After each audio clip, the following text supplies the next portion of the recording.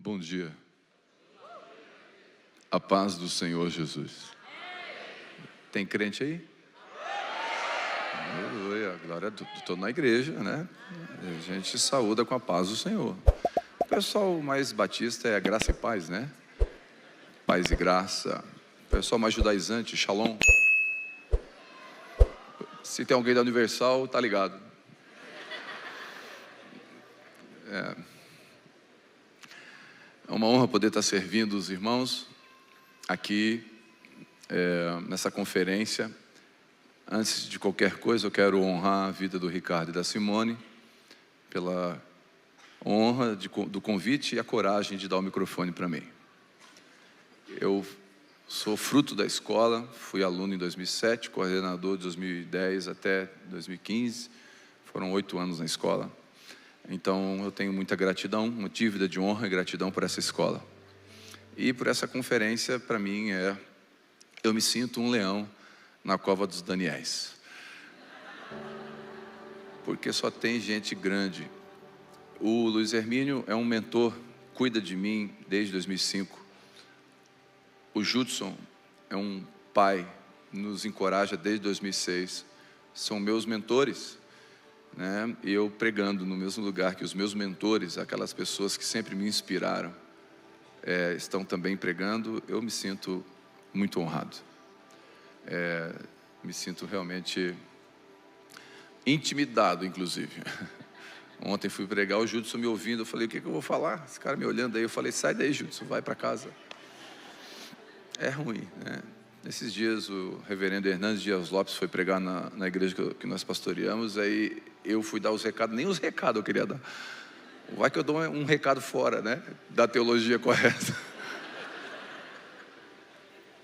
Mas o Hernandes Dias Lopes é uma humildade, um homem incrível também.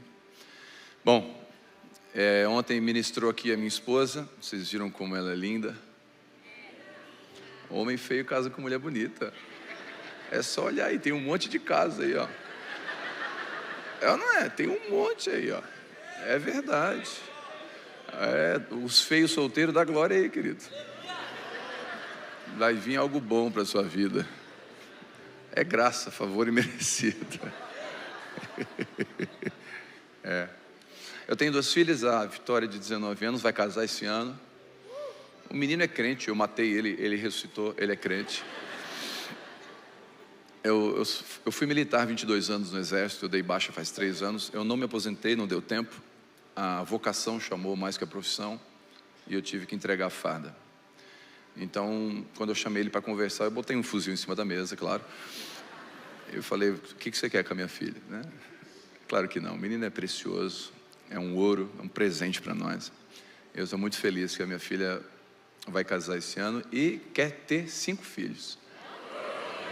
Eu falei para ela, a Kombi está garantida. A Kombi eu dou. Eu acho lindo isso, eu vou dizer por que eu acho lindo. Eu acho lindo porque a minha filha deseja ter filhos. Significa que ela teve uma experiência de família maravilhosa. Quando uma experiência é traumática, você não quer mais andar naquele espaço. Mas se a experiência é boa, ela quer. Então ela nunca ouviu que ela era um problema, ela sempre ouviu que ela é uma princesa. Então para ela, filho é sinônimo de bênção. Desde que a minha esposa ficou grávida, eu falo desde a barriga, eu não sei se ouve, mas eu falo desde a barriga, né? Você é minha princesa, você é linda, você é maravilhosa, o pai é apaixonado por você. Desde a barriga, ela nasceu, continuei falando. Ela fez 14, 15 anos, um menino chegou na escola para ela e falou assim, ó, sabia que tu é uma princesa? Ela falou, sabia. Por quê?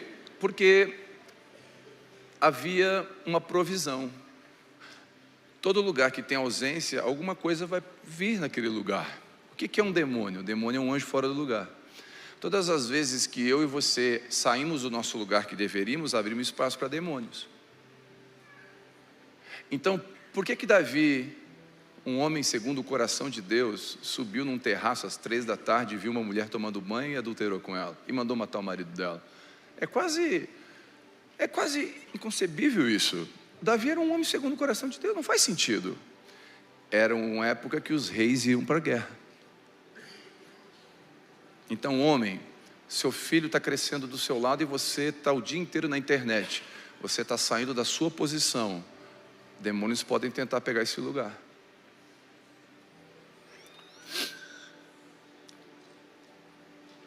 Uma das estratégias do diabo é aumentar o trabalho. A gente pensa, e a igreja, a teologia da prosperidade ensina a gente que quanto mais trabalho, melhor. Mas isso foi estratégia do Egito. Aumenta o trabalho deles para que eles não lembrem do Senhor. Então eu te abençoo para que, se for preciso você perder trabalho, ter menos trabalho, mais tempo com a sua família. Mais tempo com os seus filhos. Eu e minha esposa pregamos nos presídios e penitenciárias há 15 anos. De cada 10 presos, 7 é filho de crente. Olha o nome dos caras: Lázaro, Elias, o maluco. Elias não é nome de serial killer, Elias é nome de profeta. Foi um crente que botou o nome dele. Só que esse crente se enfiou na igreja 7 dias por semana e esqueceu de cuidar da casa.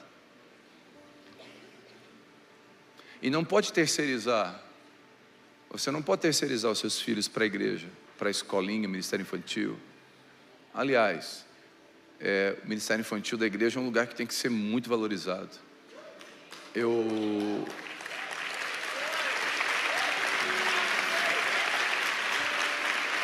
Nós acabamos de ampliar o ministério infantil, vai caber mil crianças ao mesmo tempo. Nós investimos alguns milhões. É o lugar que a gente bota mais dinheiro, tempo, recurso e pessoas. Porque eu não posso errar na passagem de bastão. O ministério infantil não é depósito de criança para os pais poderem assistir o culto. O ministério infantil é um lugar intencional. Diga amém, se você concorda, né? Tem alguém do ministério infantil aqui que serve? Fica de pé, por favor. Fica de pé. Fica de pé quem serve no ministério infantil da sua comunidade. Eu queria pedir uma salva de palmas para esses irmãos.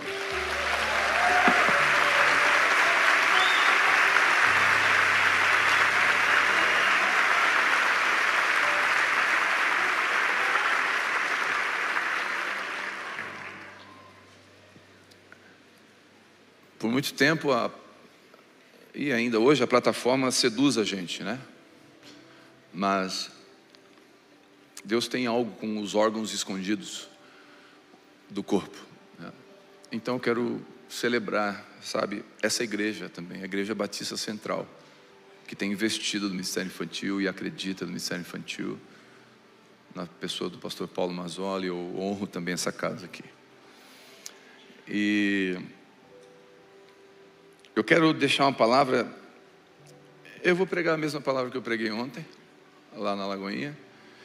Eu tinha dificuldade de pregar a mesma palavra no mesmo dia, no mesmo final de semana, até ler que o Charles Spurgeon pregava uma mensagem 30 vezes para ficar boa.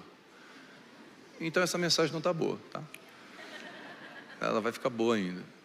O Luciano Subirá diz que se você não pode pregar uma mensagem uma segunda vez, ela não serve nem para a primeira. Então eu queria ajudar você, edificar você. Eu sou pastor, eu não sei porque convidaram um pastor na conferência profética. A conferência é profética, o que o pastor está fazendo aqui? É para os profetas. Mas eu sou pastor de igreja local e amo isso. Eu não sou itinerante, eu sou pastor da igreja local. Eu faço, num domingo pela manhã eu faço um velório, à tarde eu apresento um bebê, à noite eu faço um casamento. São emoções ao extremo no mesmo dia. Você está chorando do lado de um caixão com a viúva, você está apresentando um bebê, celebrando a vida, e você está fazendo um casamento, tudo no mesmo dia. A vida pastoral é de emoções ao extremo. Ela não é um mar de rosas. Jesus não disse que seria fácil, mas disse que estaria com a gente. Então ele não prometeu facilidade, prometeu presença, né? Então ele está com a gente. E como pastor de igreja local, eu não aceito que nenhum itinerante que não tem vida com a igreja local pregue na igreja que eu sou pastor. Quem não tem vida com a igreja local não tem autoridade sobre ela. Quem não presta conta para alguém, quem não tem vida de comunidade, não tem autoridade para falar com a comunidade. Por quê? Porque é a comunidade que te protege. A vida em comunidade é aqui que o ferro com ferro se afia. É aqui que a gente é decepcionado, é aqui que a gente é ferido, mas também é aqui que a gente é curado. É no meio de gente. E se isolar, o sábio vai dizer que incorre em tolice. Então não é sábio se isolar. Ainda que doa, ainda que tem que se expor, estar em comunidade é importante. E eu vejo, e eu posso dar um conselho para você: pare de seguir, não ouça teólogos de boteco e de internet que não têm vida com a igreja local.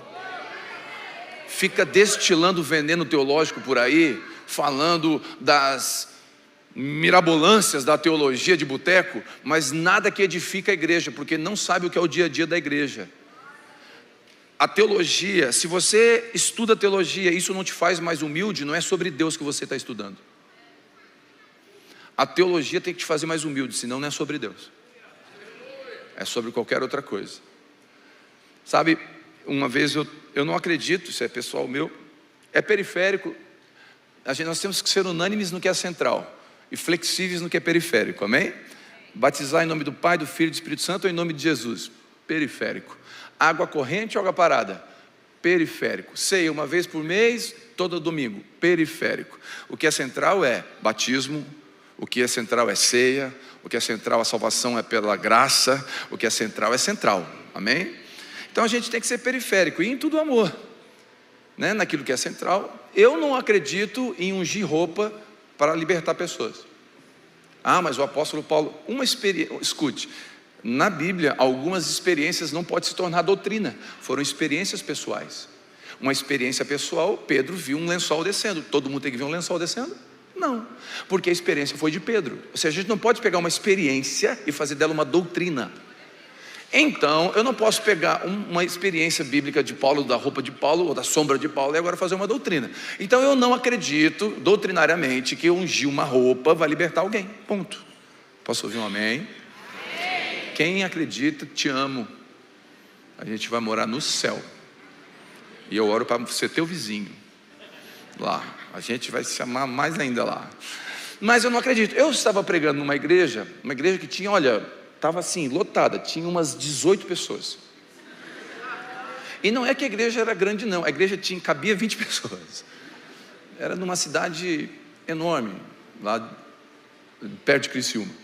E eu terminou o culto, uma senhora veio com uma blusinha, uma camisa dobrada. Parou na minha frente, com aquela blusa dobrada. E eu pensei comigo, o teólogo que habita em mim, o fariseu que habita em mim, o religioso que habita em mim, que habita em você. A gente é religioso. Já lutou com o Espírito Santo. E eu olhei nos olhos dela, enquanto eu olhava nos olhos ela chorava. E dizia assim: pastor, meu filho está na boca de fumo. O senhor podia ungir a roupa dele? Eu joguei minha teologia fora. Eu falei: traz um litro de óleo aí. Porque se é para ungir também, vamos fazer direito, né? Ungir aquela camisa, não sei se ele foi liberto. Mas eu amei aquela mulher. Mas eu não amei porque eu sou bom, eu amei porque Jesus pediu para amar. Eu não queria ungir. Então, eu acredito muito, de verdade, que nós precisamos amadurecer como igreja. Veja só, a minha filha de 8 anos, ela tem por herança direito ao carro que eu tenho, sim ou não? Ela tem direito ou não tem? Tem. Ela tem posse? Por quê? Não tem maturidade para isso. Então, ser filho me dá direito, ser maduro me dá acesso. Por que muitos de nós não temos acesso a coisas que Deus prometeu? Porque não amadurecemos. Ainda estamos ficando chateadinho com o irmão que saiu e foi congregar em outro lugar. Ainda endemonizamos alguém porque, irmãos, deixa eu dizer uma coisa para você. Teve um pastor que me procurou na igreja, que eu sou pastor. Deixa eu dizer uma coisa. Deus não dá igreja para pastor. Deus dá pastor para a igreja. A igreja é de Jesus. Quem morreu por ela foi Jesus. Ninguém é dono da igreja. Esse pastor veio congregar comigo, tinha uma célula, um grupo pequeno, a gente chama de grupo de convívio. Dá o nome que você quiser, o princípio é o mesmo. E aí ele cresceu o grupo dele.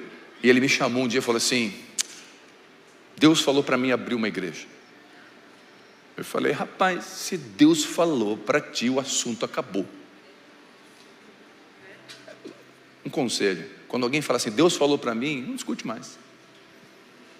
Talvez a pessoa tenha que ter a experiência dela. E aí, esse pastor: Deus falou para mim, porque está tudo certo, vai ser em tal lugar, o nome vai ser tal. Eu falei: uau, que bênção. O que você quer? Eu quero que você me abençoe. Eu falei: não, eu vou lá na célula, eu vou te abençoar. E tem mais uma: quantas cadeiras você precisa? Eu dei as cadeiras para ele começar a igreja. E não é a mesma denominação, outro nome. Tinta, aqui, tem mais de 10 igrejas na região, e não é a Abapai que tem cadeira nossa. Porque a gente fala de reino de Deus, mas não vive. O que está na moda agora é a igreja com o nome reino. Vivendo o reino, implantando o reino de ponta cabeça, reino, está na moda. Tudo é reino. Mas a gente fala de reino, bota a placa de reino, mas na hora de viver o reino, nós somos egoístas no nosso reino. A gente não celebra. Uma das dificuldades da igreja brasileira é celebrar o outro. E vou te dar um conselho: se você não está frutificando, celebra quem está frutificando do seu lado. É uma forma de você também frutificar, porque somos um corpo. Talvez seja a sua estação de inverno. Chegou a primavera para o outro, vai chegar a sua primavera. Enquanto você celebra o outro, a sua primavera está chegando. Isso é maturidade. A gente bloqueia a pessoa só porque foi congregar em outro lugar. Isso é infantilidade. Nós somos imaturos. A igreja evangélica por muito tempo mandou os católicos para o inferno. Nós temos que pedir perdão para os católicos. Deus não é evangélico, Deus não é católico, Deus é santo, Deus é maior que tudo isso, Deus é soberano. O pastor Luiz Hermínio fala sempre: Jesus não aceitou Jesus no nosso culto. Deus veio, aceitou Jesus e veio congregar com a gente. Então, eu acho fundamental a igreja ser saudável. Não perfeita, mas saudável, né? Não perfeita, porque todo mundo manca. Todo mundo manca. Desconfia de quem não manca, inclusive. Todo mundo tem limitações. Eu tenho limitações. Tem áreas que os muros são mais baixos para mim. Tem áreas que são mais baixas para você. Você é pecador. Nenhum amém? Você é pecador. Somos pecadores. Posso provar que você é pecador? Posso provar? Vamos lá. Quem aqui já viu um jovem empinando moto na rua? Quem já viu? Levanta a mão. Quem torceu para cair? Levanta a mão. Levanta a mão. Levanta a mão. Paz do Senhor, irmão. Quem aqui cruzando um carro na BR, farol alto, você deu um toquezinho para ele baixar, ele não baixou e você orou? Quem meteu o farol alto na cara? Levanta a mão. Farol alto na cara. Aleluia. Deixa eu fazer uma pergunta: se eu pegar um pendrive espiritual, olha aí, botar na sua mente agora, fazer um download de tudo que você viu, pensou ou imaginou nos últimos 30 dias, tudo, o mais íntimo do pensamento, e colocar aqui no telão. Quem sai correndo por aquela porta junto comigo? Aleluia. Fala comigo assim: somos salvos pela graça e tão somente pela graça. Você pode aplaudir a graça de Jesus.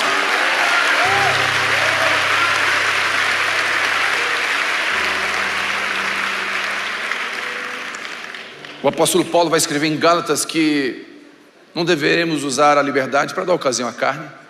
Então, sou salvo pela graça, pastor. Aí vem a hipergraça, os equilíbrios da igreja, a imaturidade. Não, então agora pode tudo. Não, querido, agora é o contrário. Eu posso tudo, mas agora pela graça eu amo Jesus e eu vou fazer tudo para agradar o meu Senhor. Não tem nada a ver com pode ou não pode, tem a ver com não quero. Porque Jesus é lindo.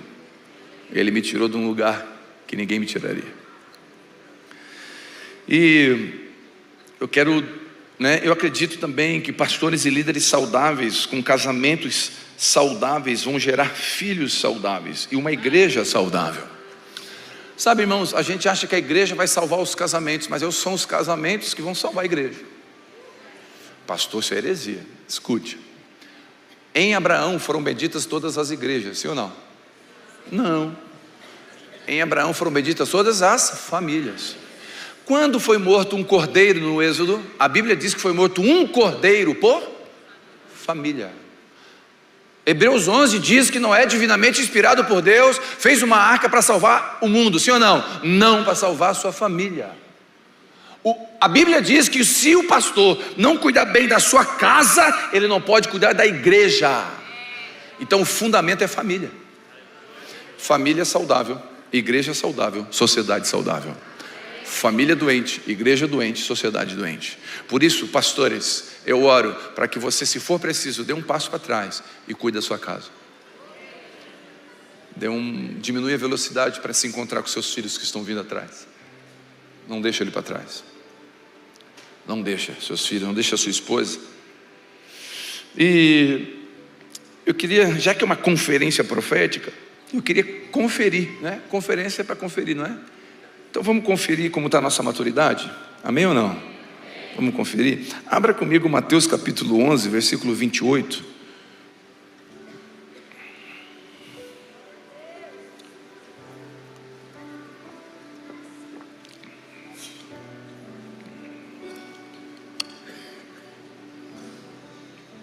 Mateus capítulo 11, versículo 28.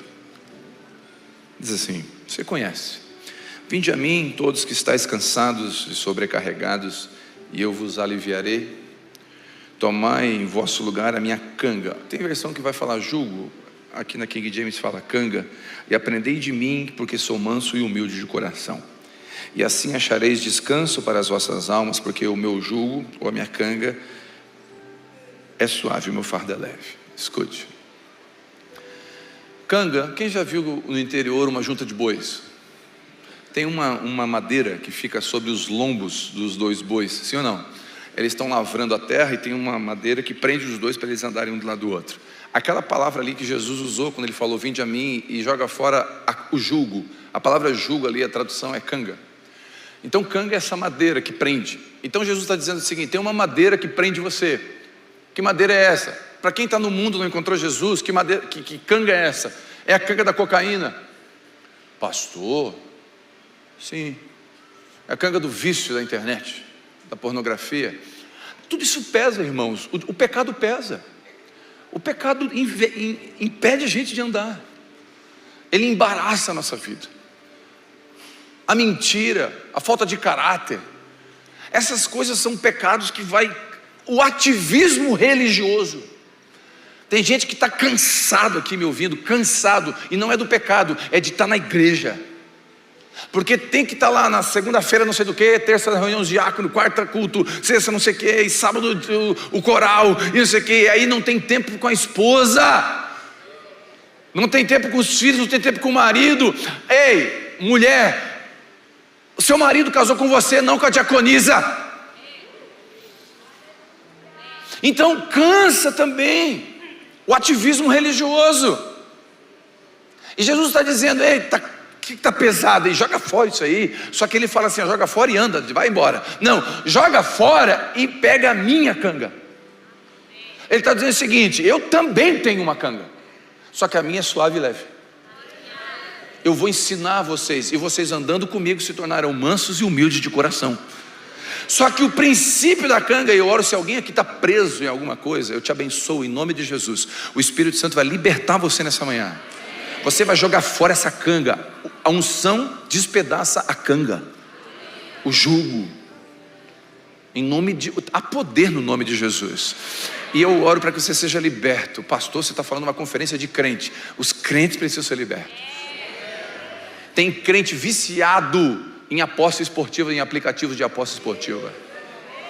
Um irmão me procurou no final do culto, falou, pastor, eu perdi 250 mil reais, perdi minha casa e a minha esposa não me quer mais. Eu joguei tudo fora em aplicativo esportivo. E é pecado. Aleluia. Aleluia. Tem gente que acorda 5 e 7 da manhã. Eu nem sei porque os coaches fazem isso, mas 5 e 13, 5 e 25. Ele acorda 5 e 14 da manhã para ouvir um coach, mas não acorda 10 minutos antes para ler a Bíblia. Aí nós queremos ser uma igreja madura. Nós não damos atenção para os irmãos da nossa casa. A gente ouve todo mundo na internet, mas não ouve o pastor que todo domingo tem que preparar uma comida. E não é fácil. Fácil é pegar uma mensagem e sair pelo Brasil pregando. Difícil é todo domingo, toda semana botar o joelho no chão e dizer: Deus, dá comida saudável para eu alimentar o rebanho que o Senhor confiou. Isso não é fácil. Mas nós não honramos o pastor que está na nossa casa. A gente honra o teólogo da internet, o músico, o cantor. Liga para o cantor quando seu filho estiver doente.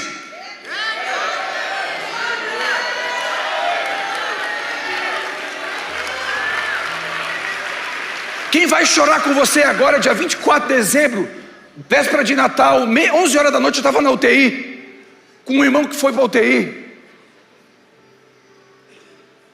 Igreja local, dia a dia, o evangelho de verdade, na prática, aonde a gente ora em línguas domingo à noite, mas guarda a língua na segunda. A maturidade me leva a andar com o Espírito Santo. A verdadeira espiritualidade não é rolar no chão. Pode até rolar, mas levanta transformado. Levanta diferente. Qual é a verdadeira espiritualidade? Filipenses capítulo 2. Age em vós o mesmo Espírito que estava sobre Jesus, que mesmo sendo Deus, não ousou ser igual a Deus. Antes esvaziou-se de si mesmo, tomando forma de servo, lavou os pés, humilde. Esse é o Espírito, esse é uma pessoa espiritual.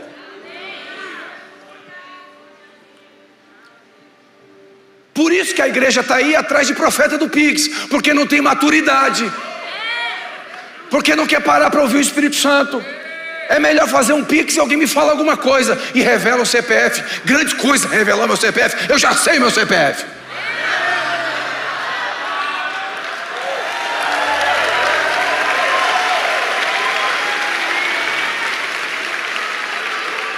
Mas é falta de maturidade. É falta de maturidade. O problema é que esses falsos profetas estão enrolando meninos, bebês na fé.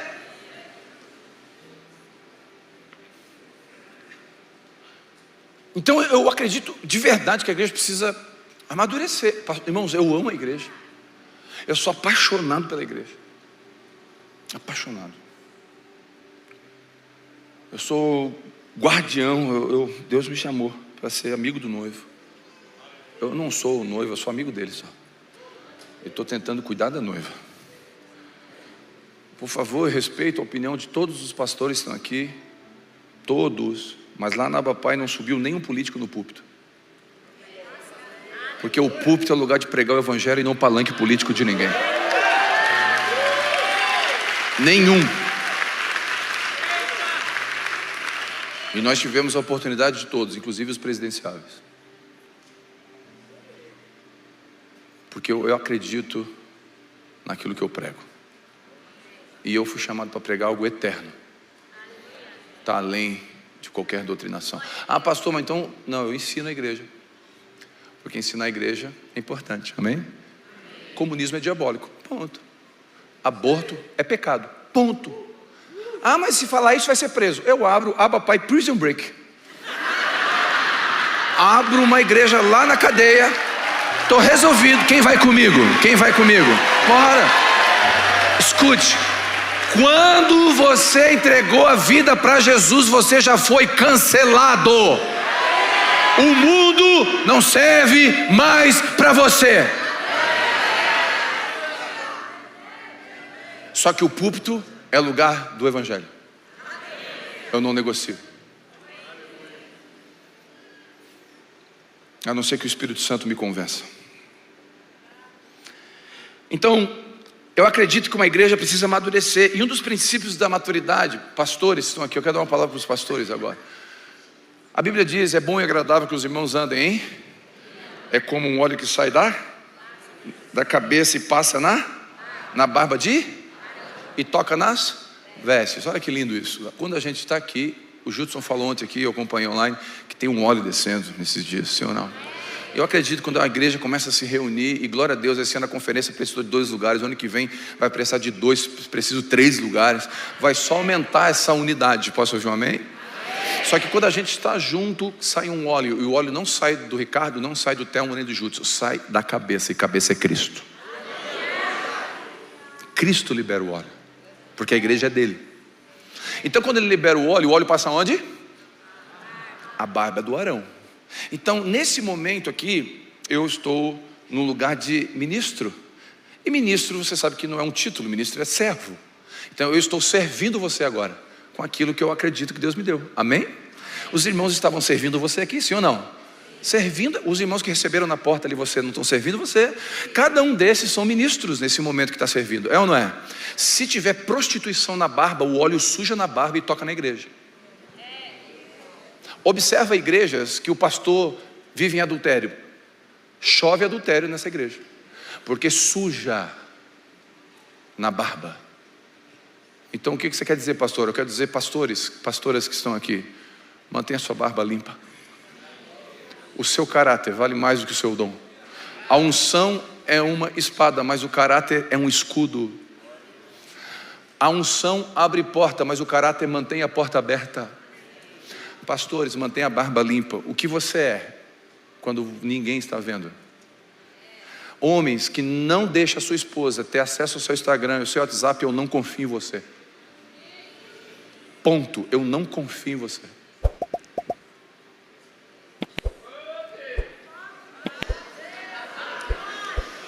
Deixa eu dizer uma coisa, o meu futuro genro, eu chamei ele para dar uma volta.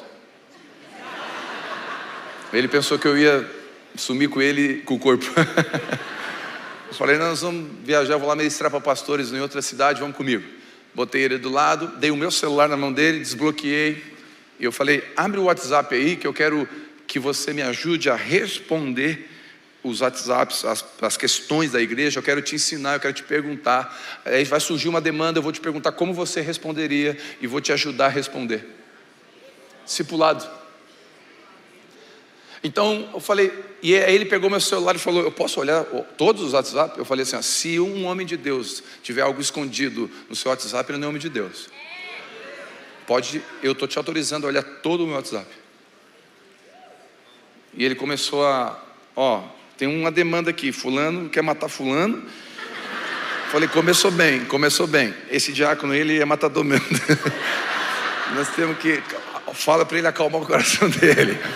Esse aí ainda é Pedro, ele ainda não converteu. Esse aqui está num processo.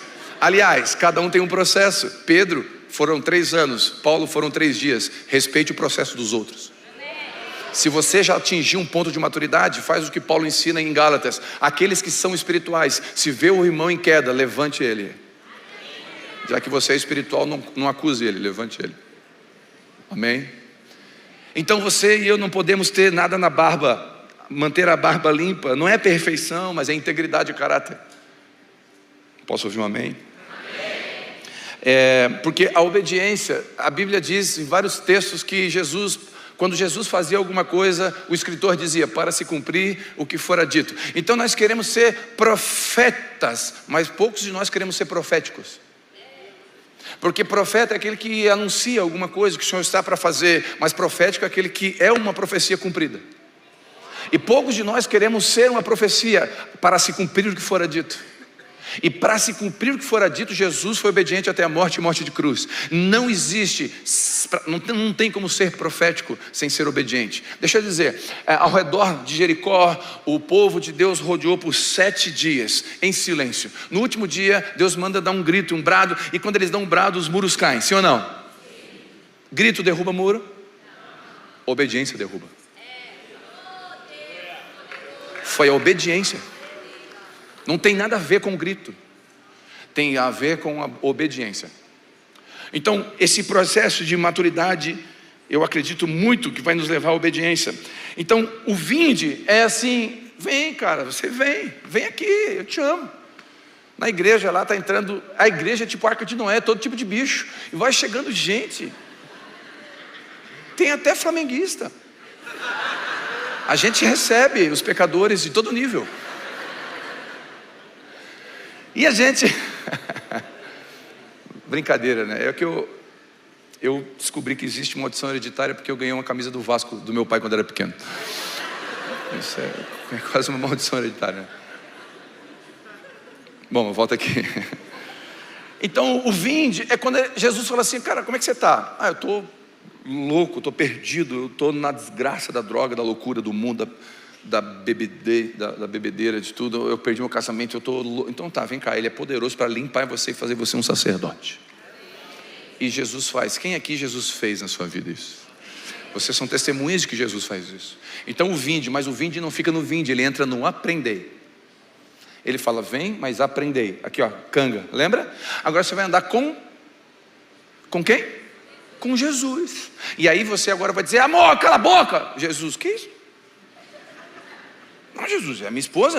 Eu sou meio italiano, eu sou meio grosso, meu jeito é assim. Cala a boca. Agora aprendei de mim. Eu não trato assim a minha noiva. Você vai começar a andar com Jesus. Aí você vai falar mal de um irmão que caiu. Tem pastores que caíram na cidade. Aí, sabe do pastor fulano? O Espírito Santo: o que é isso aí? Não, só vou comunicar. Vai edificar? Vai abençoar? Não, então silêncio. Então, quando você anda com Jesus, você vai aprender. Olha que lindo, o ID fala assim, ó: vão, façam discípulos, batizando-os e ensinando. O problema é que a igreja quer batizar. Batizamos um monte. E quem quer ensinar? Onde estão os mestres e pastores? Para sentar e ensinar. Você sabe por quê? Porque nós batizamos agora, em novembro, esse ano agora, em 2 batismos, batizamos 1.180 pessoas. Que lindo, é emocionante. Deu cãibra na água, batizando. Que coisa maravilhosa. Só que imagina colocar 1.180 bebês na porta da sua casa. Se você acordasse de manhã e tivesse 1.180 bebês na porta da sua casa, o que você faria? Você precisa de colo, você precisa de leite. E onde estão os pastores e mestres dispostos a dar colo, dispostos a dar leite, a tirar carrapato, a discipular?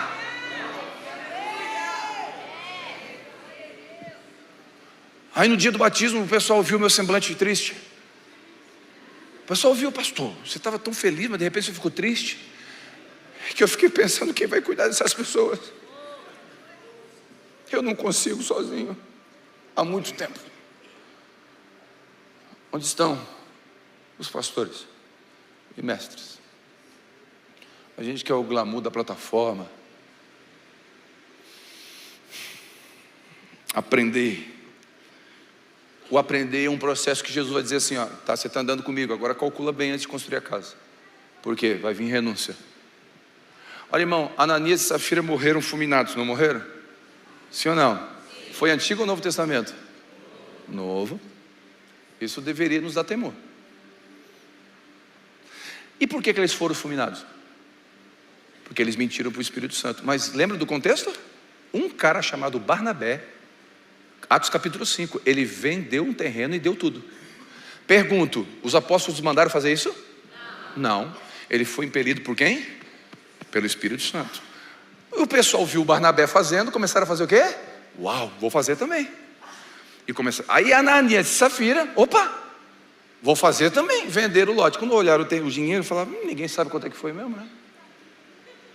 Deixa aqui um pouquinho para nós e a gente dá a maioria. E entraram na fila para dar. Na hora que chegaram: por que vocês mentiram para o Espírito Santo? O problema, e sabe o que Paulo diz? Diz assim, ó: o dinheiro não era de vocês, o terreno não era de vocês, ninguém pediu para vender e nem para dar. Se vocês vendessem, estava em posse de vocês, nem era para estar aqui. Vocês não precisavam vir aqui dar o dinheiro. Por que vocês entraram na fila do tudo, se vocês não estão dispostos a dar tudo? Então não entra na fila do tudo, se não estiver disposto a dar tudo. Calcula. Isso é maturidade. O evangelho, ele é pouco romântico. É muito real, mas é pouco romântico. É pouco romântico porque Jesus não prometeu que daria tudo certo. E nem sempre dá tudo certo. Então, quando eu fali uma igreja em 2010, não sei se fali a expressão certa, fechei uma igreja, comecei, não deu certo, fechei, entreguei o pavilhão, cada um foi para essa casa. Tinha 80, 100 pessoas. Não deu certo, tentei fazer do meu jeito. Eu tenho experiência em fechar a igreja. Se você quiser alguma aula, como fechar uma igreja? Eu tenho 7 passos para fechar a igreja. E pastor, e agora que deu certo? Agora que deu certo eu não sei, porque agora é Jesus que está fazendo. Como não fazer eu sei. Como fazer é com Jesus, pergunta para ele.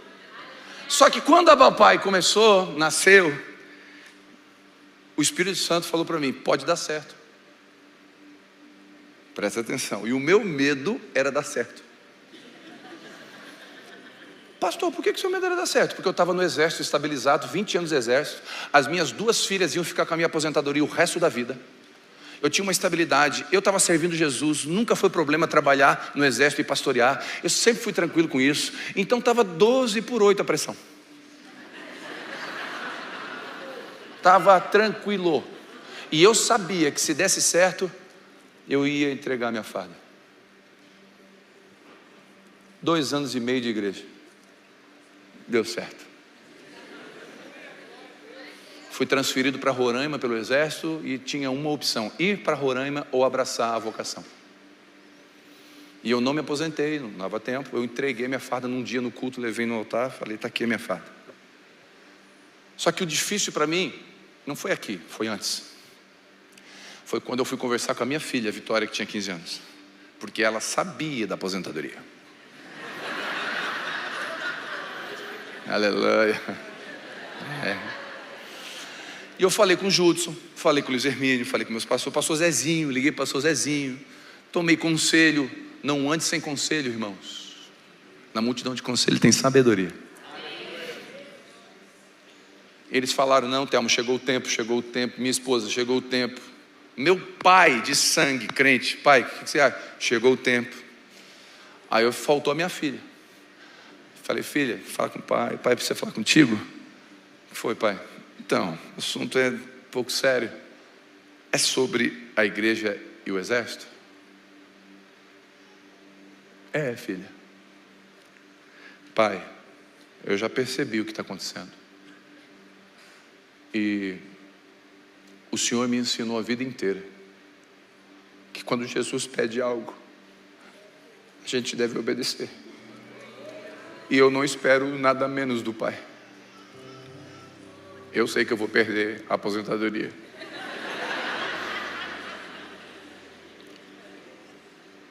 Mas Pai, você só me ensina assim, a continuar amando Jesus acima de todas as coisas. Calcula.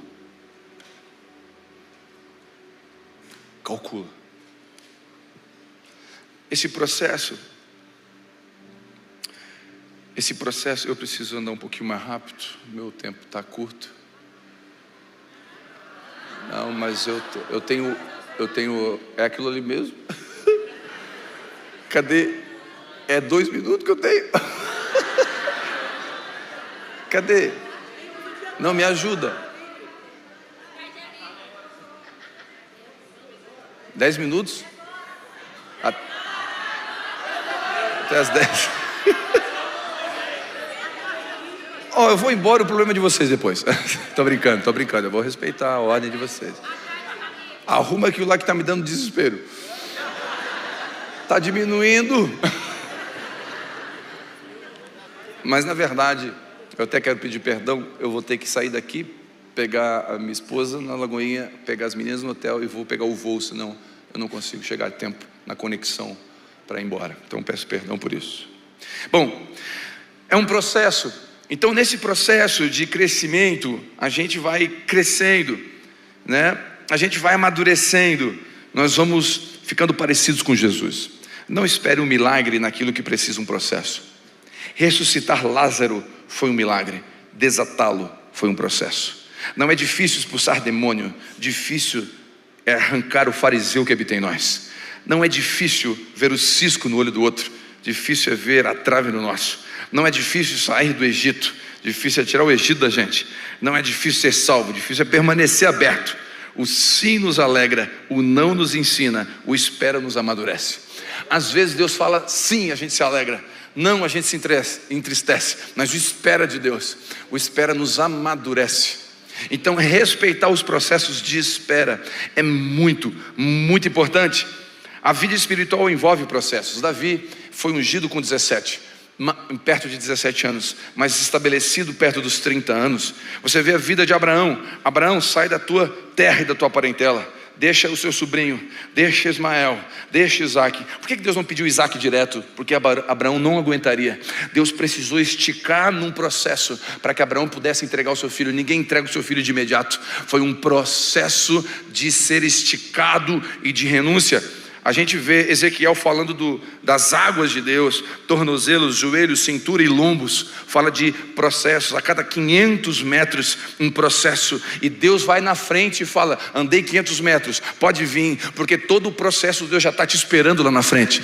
Ele está lá na frente já dizendo: eu estou aqui, pode vir, mas se não der pé, eu faço igual Pedro, eu te levanto, vem até aqui.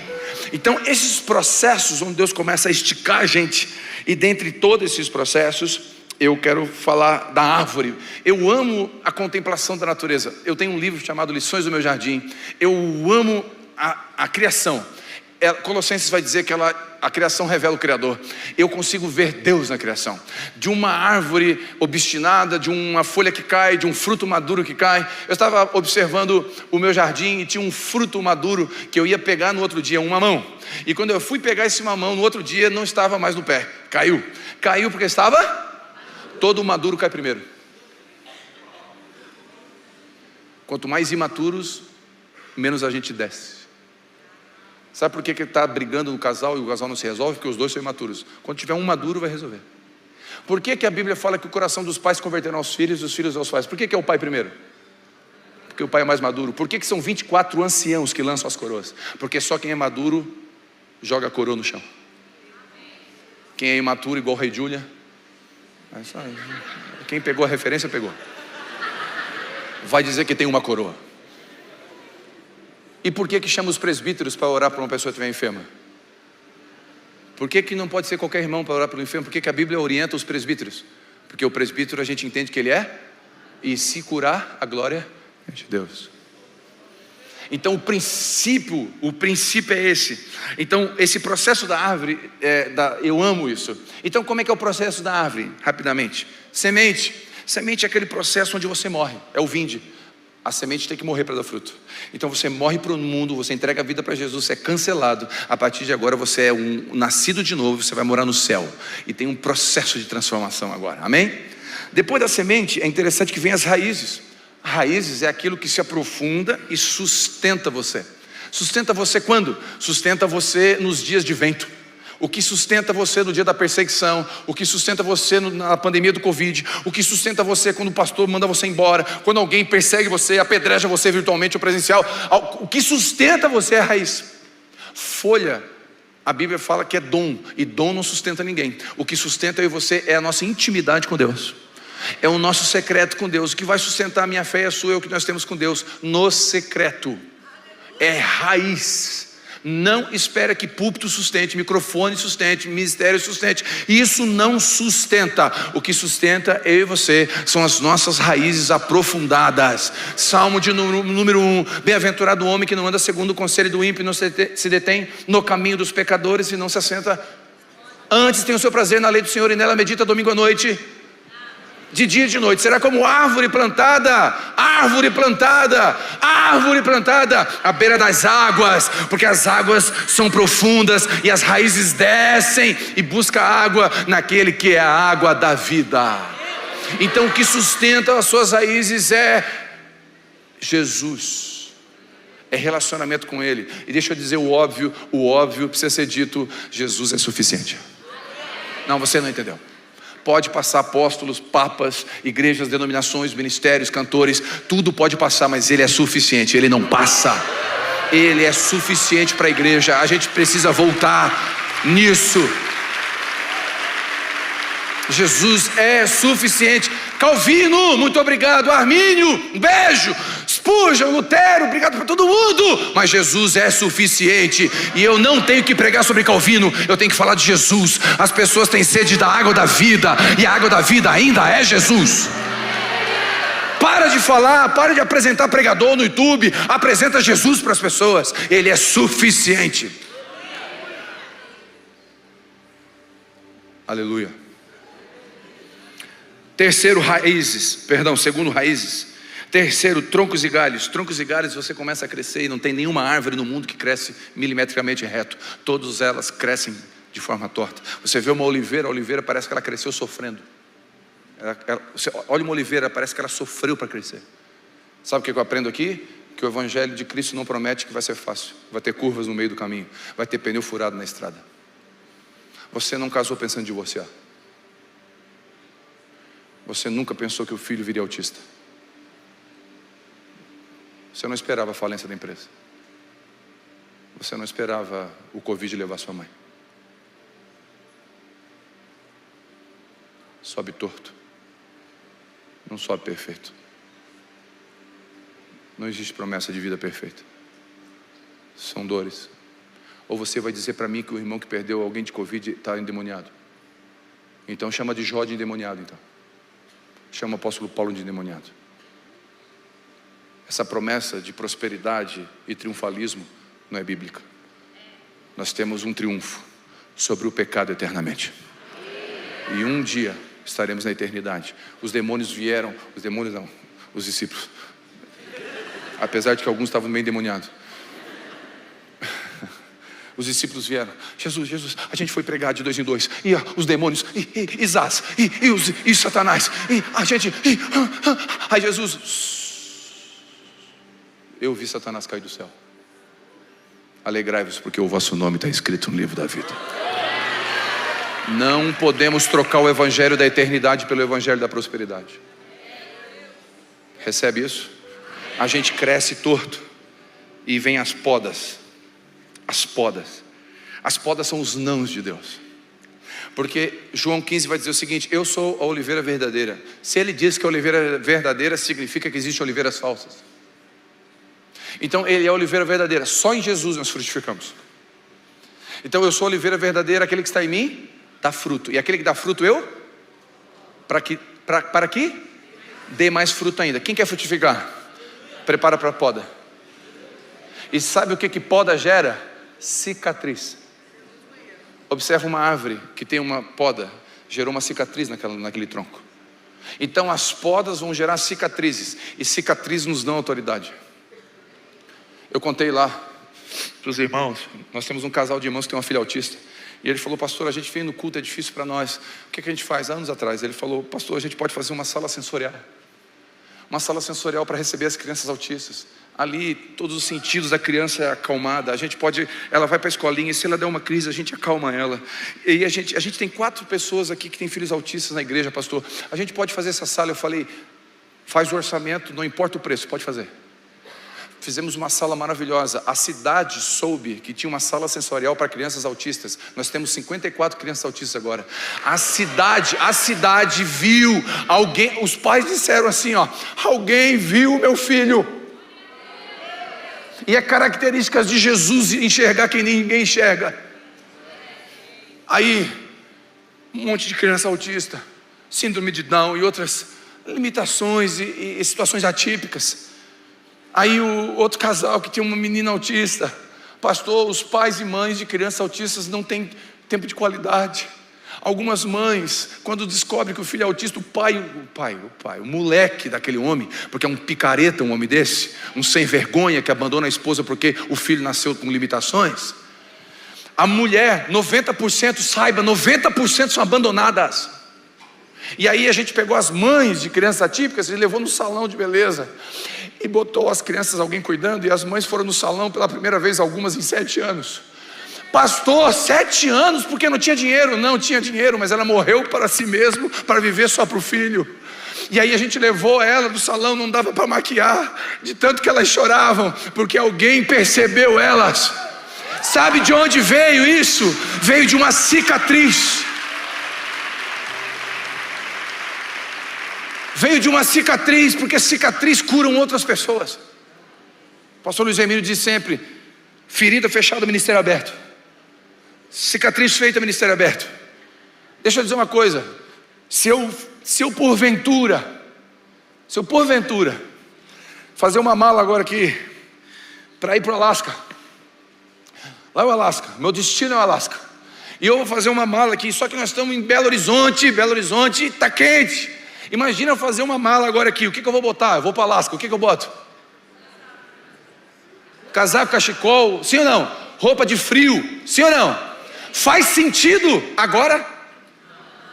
Mas faz sentido para o lugar que você está indo. Quero te dar uma palavra: a dor que você está sentindo hoje não faz sentido.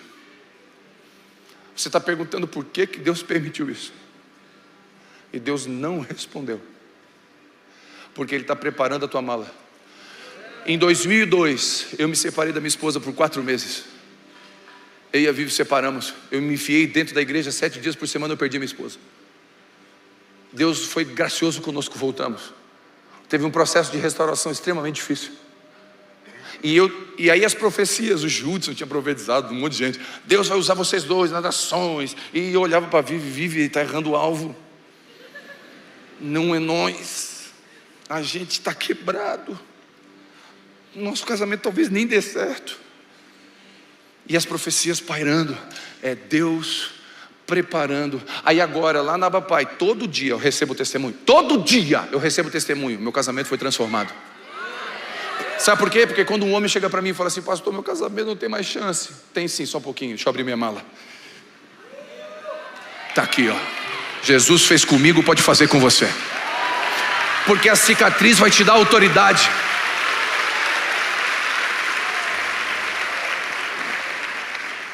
Eu teria um monte de coisa para falar, meu tempo estourou. Mas deixa eu encerrar com 2 falas. Primeira, eu estava numa palestra com cerca de 800 militares, só militares, e tinha um general de 4 estrelas e tinha um recruta. Para quem não entende, um general de 4 estrelas é o que mais manda.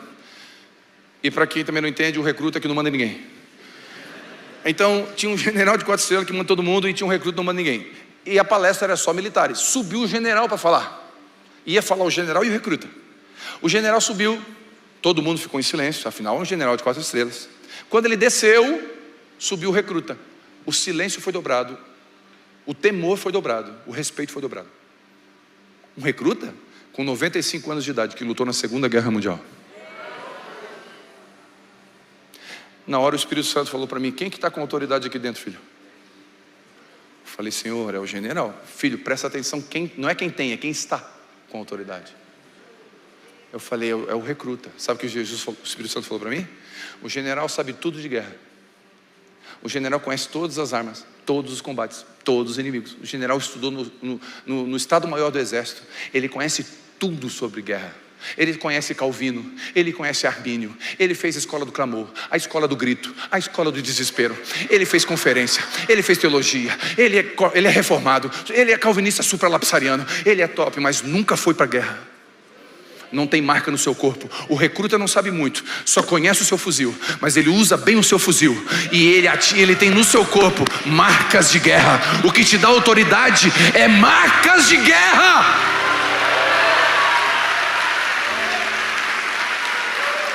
Não é conhecimento. O conhecimento vai respaldar as marcas de guerra, porque nós andamos pela palavra.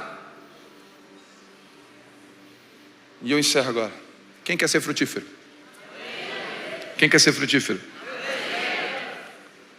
José, vendido pelos irmãos, machucado pelos irmãos, abandonado pelos irmãos. Agora ele é o 02 do Egito, tem a senha do aplicativo para entrar no banco, fazer tudo. O cara está grandão. Chegam os irmãos dele. Os irmãos falam: o que vai fazer com a gente? Não fazer nada, foi Deus que me trouxe até aqui. Ele não cantou Sabor de Mel. Ele não disse: agora eu estou aqui no palco, vocês estão aí. Nada disso, eu vou servir vocês. Vocês são meus irmãos. O coração de José era maduro, diga amém. Diga amém. Só que quando nasceu o seu primeiro filho, ele deu um nome. Qual o nome? Manassés. Sabe o que significa Manassés? Deus me fez esquecer da dor do passado. Nasce um filho. Eu vou botar um nome do meu filho. Daqui, todas as vezes que eu olhar para o meu filho, eu vou lembrar que Deus já me curou.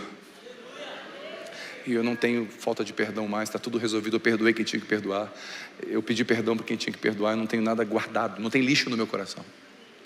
Só que nasce o segundo filho dele, qual é? Efraim, que significa frutífero. Só pode frutificar quando tiver tudo resolvido. Você vai frutificar, e Efraim está vindo aí. Isso não, se eu fosse você, eu pegava isso para mim.